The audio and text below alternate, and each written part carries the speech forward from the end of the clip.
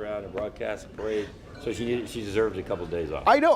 So we let her have the day off. Exactly. I was with her on Saturday morning, and I actually know that she stayed for a little bit, even after King William, to just kind of hang out.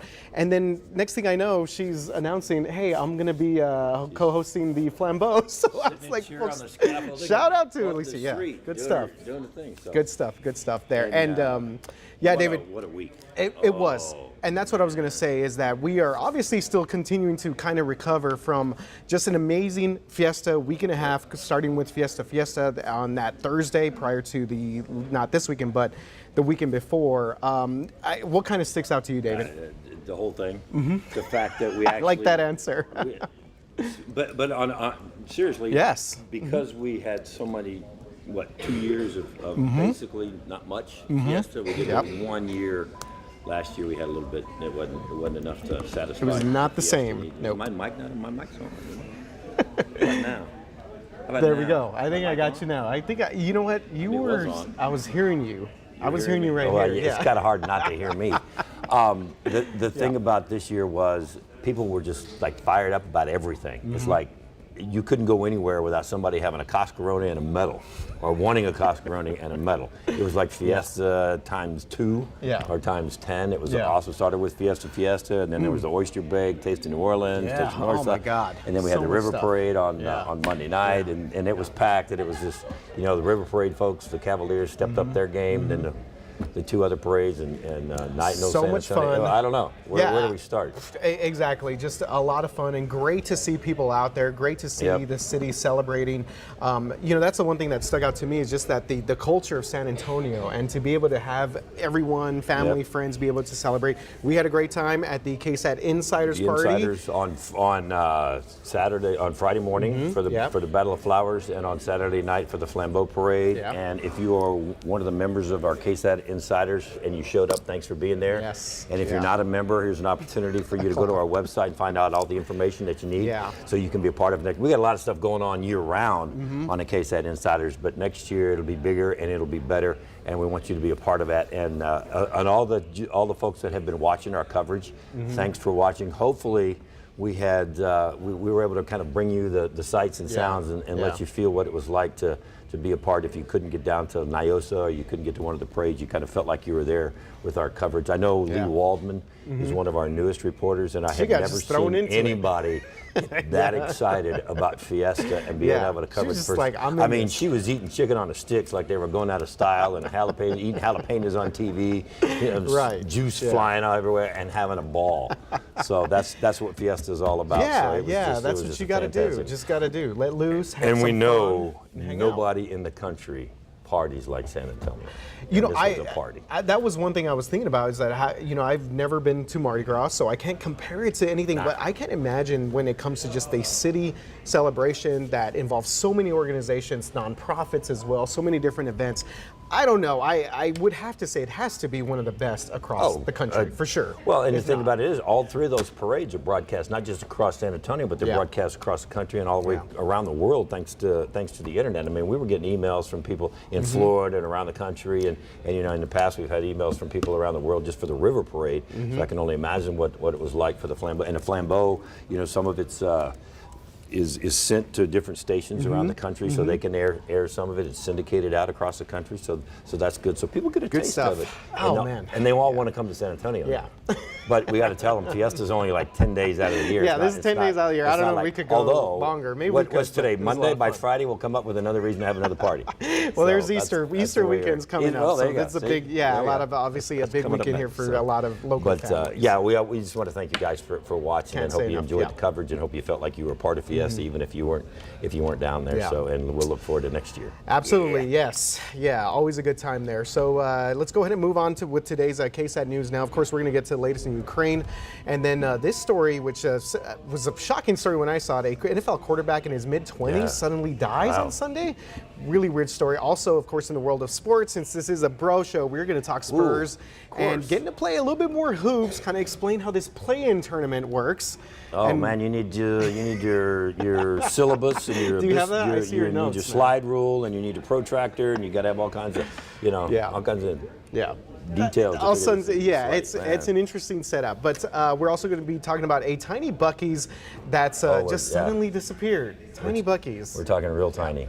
But first of all, David, let's start out here with this other big news from over the weekend, a massive brush fire. This was scary, wasn't it? It was, and this happened, so we started getting reports of this on Saturday afternoon, or Friday afternoon, actually, when we were all out at Battle of Flowers, and this is a pretty incredible aerial video here. So this was at the demolition range area on JBSA Camp Bullis, and the good thing is this fire is now reportedly 50% contained, but still a long ways to go. Yeah, Joint Base San Antonio fire officials said it spanned 2,800 acres.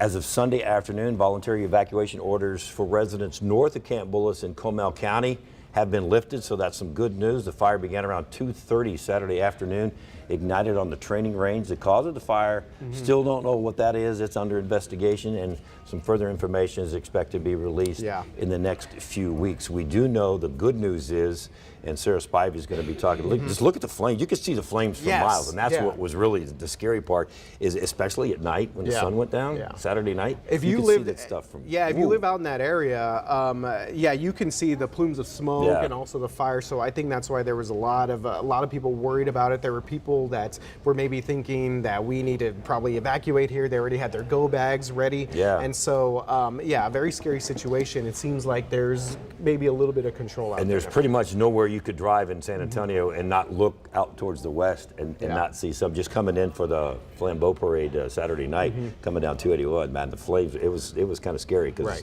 the smoke, it had already been burning for a while. The smoke was up there. But I mentioned some good news. I know Justin was talking earlier about how it's more humid today. And we got a little bit of rain last night. I think some of it fell on there. So Sarah Spivey is going to talk about that for us in just a few minutes. So hopefully that is some good news when it comes to this fire over there at Camp Bullis. And as we've been reporting so far, it does not seem like there's been very many structure damage, and people are safe, at least for the moment. So we will continue to follow the latest there. Now, David, moving on to Ukraine, because obviously this is still an ongoing thing. The president there, Volodymyr Zelensky, warning that Russia would launch a full-scale combat actions in the eastern part of that country this morning. Yeah, this comes as the Austrian chancellor is meeting with Russian President Vladimir Putin in Moscow. It's the first visit by a European Union leader since Russia's invasion of Ukraine. And if you remember, it started way back in late February. 9 evacuation corridors were agreed on as far as Sunday goes. Yesterday, they agreed on those 9 as the death toll rose from a Russian missile strike last week on a train station packed with evacuees. And so obviously these ongoing discussions here. So Ukraine's foreign minister said it would be, quote, extremely difficult, end quote, to even think about negotiations with Russia following that attacks at the train station and also in that town of, Buca? Yeah, that's so definitely a developing story there as we now enter what's been weeks there with Russia. With Russia and Ukraine, David. All right, so let's bring it back home. Let's take it to Florida. Let's take you some really sad news that happened over the weekend. Pittsburgh quarterback Dwayne Haskins was hit by a dump truck Saturday morning on I-595. That's outside of Fort Lauderdale. He was apparently crossing the highway. Right. Still a lot of details to be figured out what he was doing on this highway. There were initial reports saying that he may have been walking or trying to go through a few lanes. Other people saying maybe he had a stalled vehicle. So still a lot of things to figure out there. In a release, so this is Florida law enforcement officials said that he was walking on the highway for unknown reasons. Now he has just signed with the Pittsburgh Steelers, and he was in the Fort Lauderdale, Florida area to work out with teammates to prepare to compete for the starting job. And again, Dave, we said earlier in his mid-20s, only 24 years old. Only 24. Shocking. That's just, and I think it shocked all of the NFL world, especially the Pittsburgh Steelers. And of course, thoughts and prayers go out to his family as they try to deal with this tragic situation. Yeah, absolutely. He was, and for people that don't know, he was a first-round draft pick a few years ago. Was drafted by Washington actually in the first round. Went to Ohio State, had a really good career there, and so just a tragic thing. And maybe we'll learn more information about what he was doing out there and try and figure that out. If you're a big college football fan, you know, you remember him from Ohio State. He was a stud at Ohio State, and he was one of the best players to come out of Ohio State in a long time. So, that's a tragic situation for everybody involved in that. Right, David. So, switching gears here, and we are still in the world of sports. And your compass and everything else. Figure this thing you know out. what? I like that you still have those old a protractor. I bet I can find one at home. I've got a ruler and a protractor. You still have the whole Sarah Spivey's got. She could geometric geometry. She knows what I'm talking about. But the protractor is the little plastic thing that's like a half moon. Yeah. What's the thing? That's where a compass. The compass. The pencil goes in, exactly. and you try to figure out compass yards helps and you miles. draw curves. Yeah. And the protractor helps gives you angles, right? Gives you it's the like angles. helps your 90 degrees. Of the curve. So you and can you draw can curves. technically draw curves with the protractor too. What was the thing that had it was like the three sides of it? It was like it had like a ruler on one side. Yeah, I know what you're talking about. All right, so explain the play-in thing real fast. So the reason we're producers bringing in math here, right here, is because yes, the Spurs are in the play-in tournament. They are going to be playing on Wednesday night against the Pelicans. So that's all that matters. Just stop right there. They're playing Wednesday night. But people are wondering. They're saying, what is this play tournament? How does this even work? David, do you want to dive into this? So if the Spurs win on Wednesday, then they'll play again Friday. Okay. That's all you need to know. So root for the Spurs to win Wednesday so they can play on Friday. If they win on Friday, then they're in the playoffs, and then they start those 7-game series. So basically, they're out. Season's over. So if they lose either Wednesday or Friday. Or Friday. If they win Wednesday and lose Friday, they're done. So basically, what it all boils down to is the Spurs have to win 2 games this week, starting Wednesday, and of course they're Friday, to get into the first round of the playoffs. They can get no higher than the 8th seed in the Western Conference, so they would be taking on the Phoenix Suns no matter what. Okay, stop, man, before you start confusing me. And this all happens this week. The playoffs don't actually start until Saturday. Yeah. So all these playoff teams that were in the 6 or higher, they get like the whole week to rest while the Spurs go. But then they'll get rusty, and their first games will be really ugly looking because they won't be able to hit any shots. So you're saying when the Spurs take on the Suns, the Suns will be ripe for the picking right there, for the picking right there. Yep, that's what I'm saying. That's very wishful thinking. But either way, look, it's good to have this young team get some experience, not playoff experience, quote, but some win or go home experience. Win or go home experience. Yeah. It's pressure.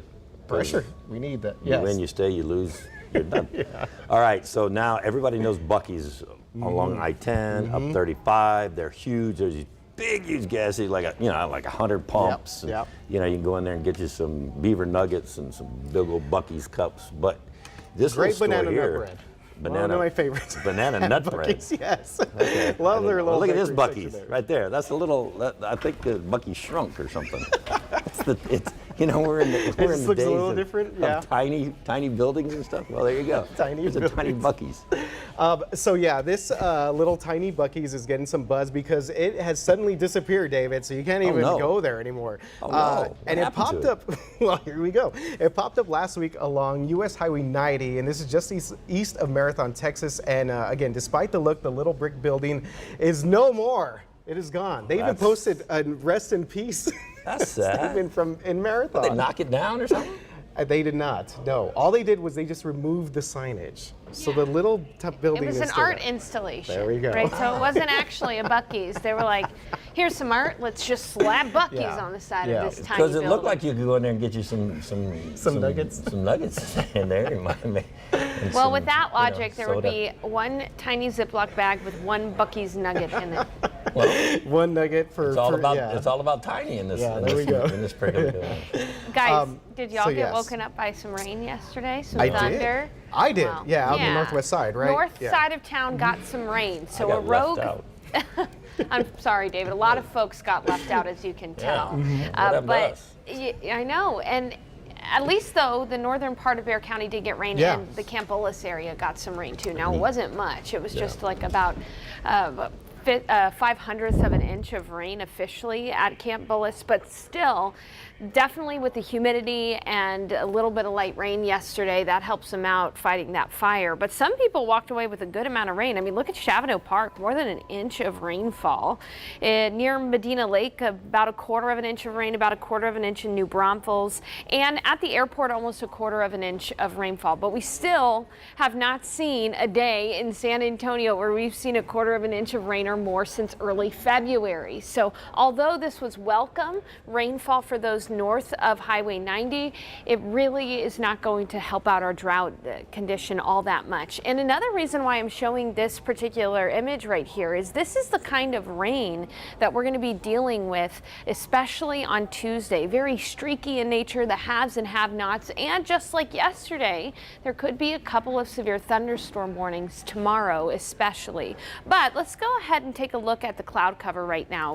Guys, look out at the station with me. It's cloudy, right? Yes. There's still clouds.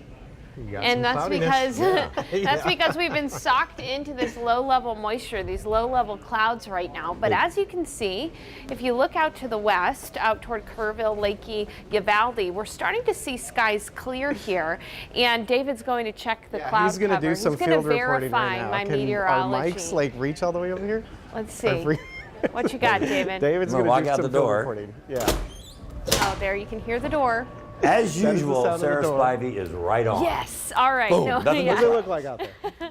It's cloudy, it's gray, but we are going to see some sunshine here even just within the next couple of hours. So as I zoom out, you can see that it's totally sunny out to the west. So we are going to have some sunshine into the afternoon. Here's your KSAT 12-hour forecast. Still fairly cloudy around noon, but that's when we're going to see skies start to clear in the afternoon.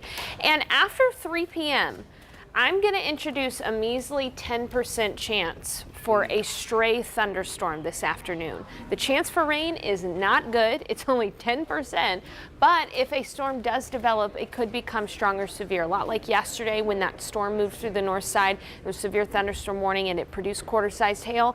That could be a possibility today, but it's not very likely at all. In fact, there's a 90% chance it won't rain.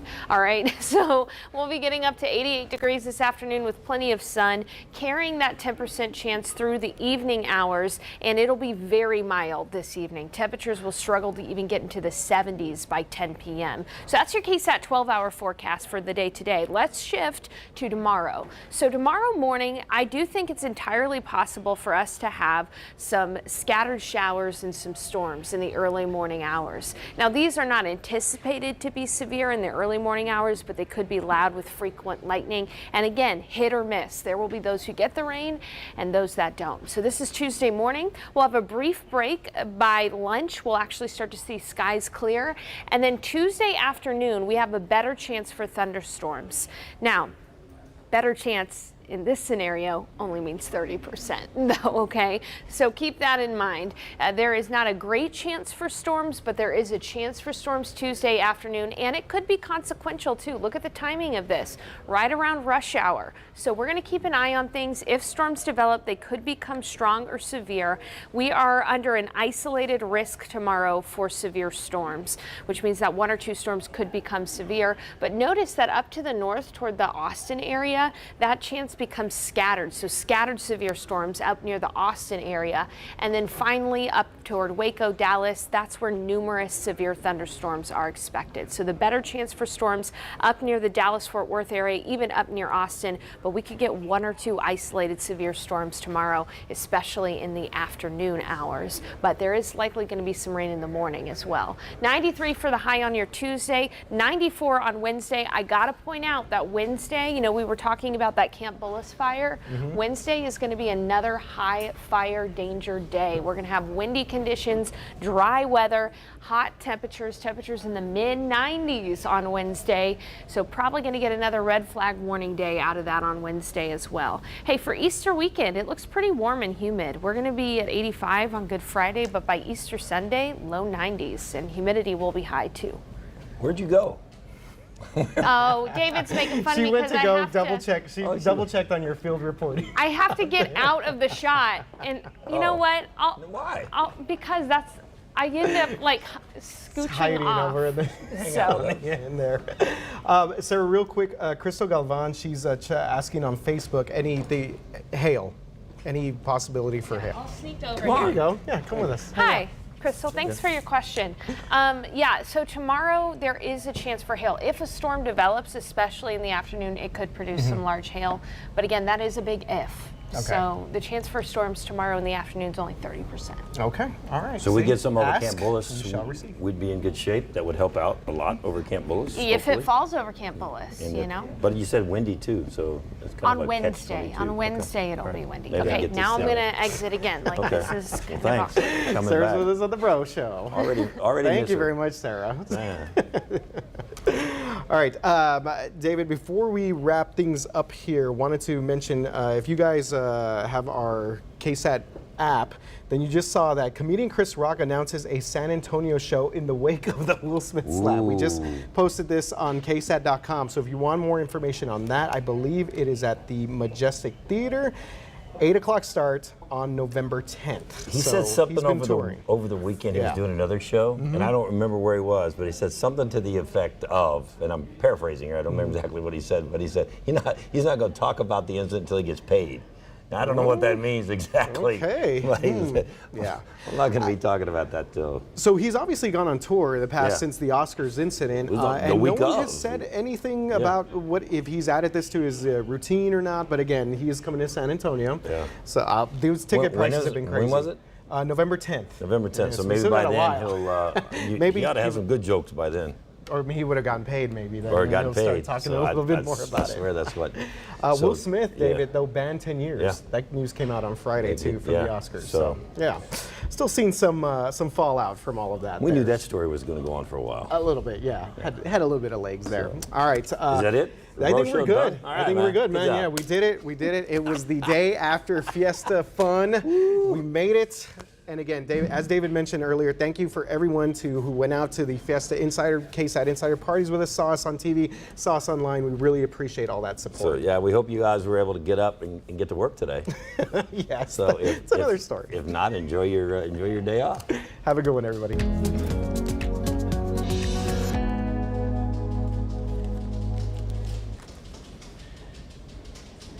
Look, it's only 20 after. I think we're good.